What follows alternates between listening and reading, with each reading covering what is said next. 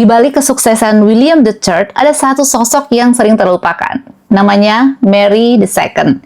Padahal kalau bicara garis keturunan, justru Mary lah yang sebenarnya memiliki hak paling kuat atas tahta Inggris. Mary lahir pada tahun 1662 sebagai putri sulung James, Duke of York, yang kemudian menjadi King James II. Sejak kecil, Mary dibesarkan sebagai seorang Protestan. Keputusan ini sebenarnya cukup unik karena ayahnya sendiri diam-diam memeluk agama Katolik. Saat usianya baru 15 tahun, Mary dinikahkan dengan sepupunya sendiri, William of Orange, seorang pangeran dari Belanda. Awalnya, Mary nggak suka pernikahan itu. Dia bahkan nangis ketika harus meninggalkan Inggris untuk tinggal di Belanda.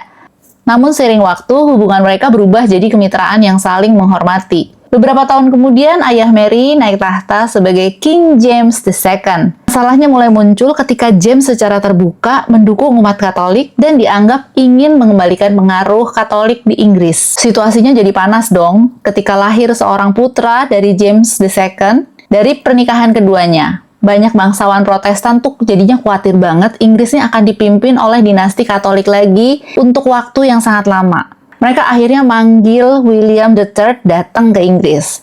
Nah, disinilah Mary menghadapi pilihan yang sangat berat. Di satu sisi, yang di sini nih adalah ayahnya, yaitu King James II. Tapi di sisi lain, William of Orange ini adalah suaminya. Tapi akhirnya Mary mendukung William. Keputusan itu membuat King James II akhirnya kehilangan tahtanya dalam peristiwa yang dikenal sebagai Glorious Revolution. Pada tahun 1689, William dan Mary dinobatkan bersama sebagai Raja dan Ratu Inggris. Ini adalah pertama kalinya dalam sejarah Inggris, dua orang pemerintah sebagai penguasa dengan kedudukan yang sama.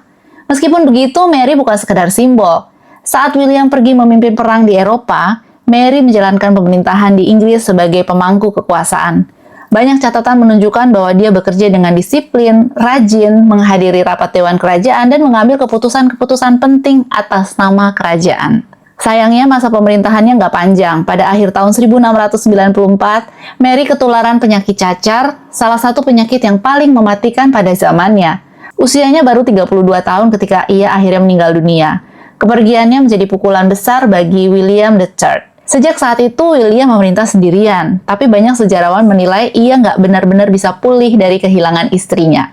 Mary II memang hanya memerintah sekitar 5 tahun. Namun bersama William III, ia ikut meletakkan dasar bagi sistem konstitusional monarki di mana kekuasaan raja dibatasi oleh hukum dan parlemen. Warisan itu masih menjadi fondasi pemerintahan Inggris hingga hari ini.